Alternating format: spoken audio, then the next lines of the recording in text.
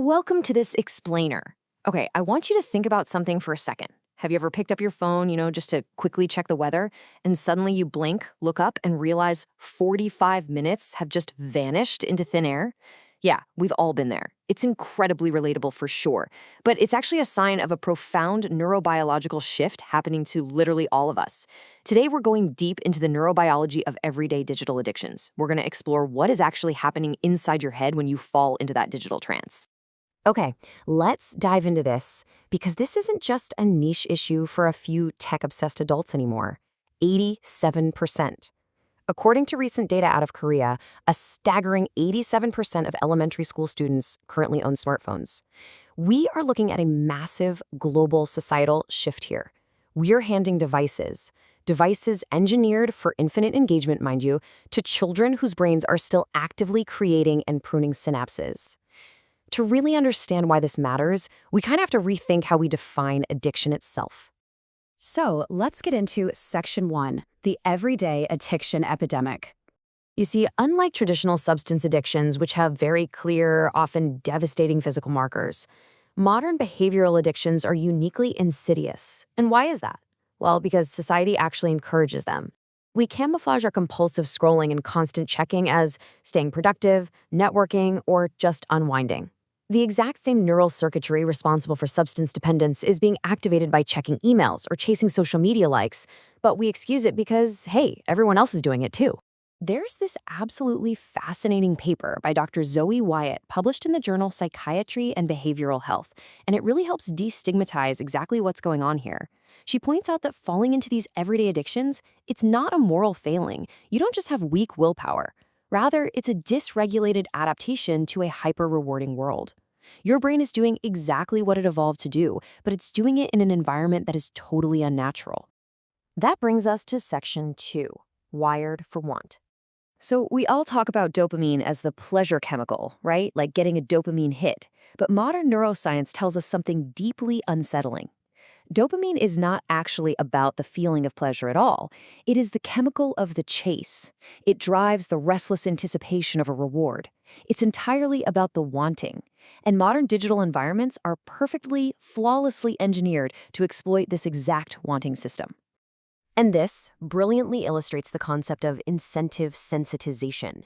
Through repeated exposure to our devices, our brains actually start to chase the anticipation of the notification rather than the experience itself. Have you ever felt that phantom buzz in your pocket? Or felt a rush just seeing your phone screen light up, only to open the app and feel totally indifferent to whatever it was? That is your hijacked reward circuitry in action. You've become addicted to the anticipation. Moving right along to Section 3, the habit loop. Charles Duhigg popularized this three-step model, and honestly, it is essential for understanding our digital lives.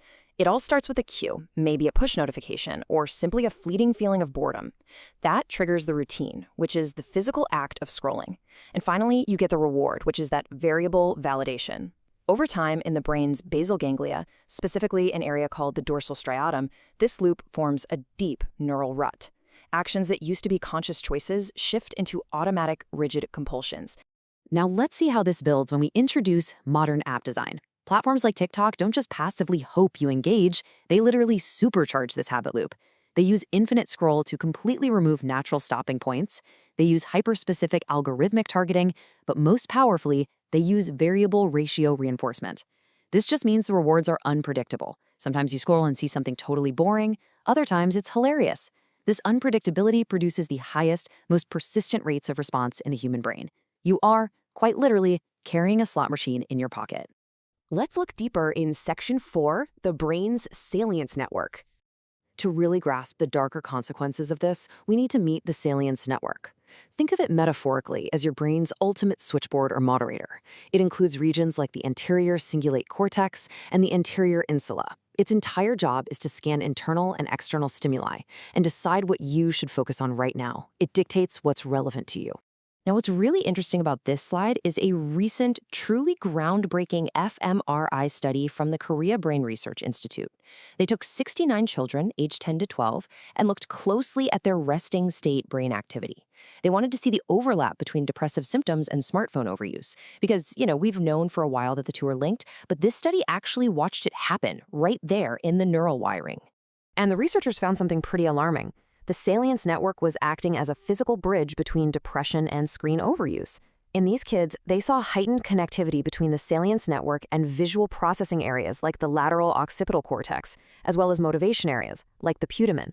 Basically, the brain switchboard was stuck in overdrive, becoming increasingly sensitive to these digital, visually stimulating, rewarding cues. So, what does this all mean? The study revealed a terrifying vicious cycle. Their mediation analysis showed that depressive symptoms actually alter the brain's wiring, specifically changing how that salience network connects to visual areas. This alteration subsequently drives the child to overuse their smartphone as a maladaptive coping mechanism, trying to escape negative emotions or boredom. But of course, that overuse just feeds the loop, isolating them further and deepening the depression. This brings us to our final part, Section 5, Rewiring the Hungry Brain. So the crucial point is how we actually treat this. Since demanding total tech abstinence is impossible today, we can't just throw away our computers and phones. Clinical frameworks focus on recalibrating our relationship with them. Cognitive behavioral therapy, or CBT, helps restructure those distorted thoughts and uses stimulus control, like simply turning off push notifications. Mindfulness-based interventions, MBIs, train you to observe that internal urge to check your phone without actually reacting to it. And acceptance and commitment therapy, ACT, focuses on accepting the discomfort of being bored or anxious and choosing to act in ways that align with your actual values, rather than just scrolling away the feeling. I absolutely love this phrase from Dr. Wyatt's research, making peace with the hungry brain. Recovery isn't about white-knuckling it or fighting our own neurobiology. It's about acknowledging that our brains have incredible plasticity. Think about it. If we can wire ourselves into these habits, we can wire ourselves out of them. We just have to deliberately build environments that support our intentionality rather than our compulsions. I want to leave you with a provocative thought to apply to your own life today. If your phone itself isn't the underlying problem, but rather your brain's hijacked anticipation is, what will you choose to consciously focus on next? The next time you feel that phantom buzz or that restless urge to open an app, just pause. Notice the wanting, and in that tiny space between the cue and the routine, remember that you have the power to choose. Thank you so much for joining me for this explainer, and I'll catch you next time.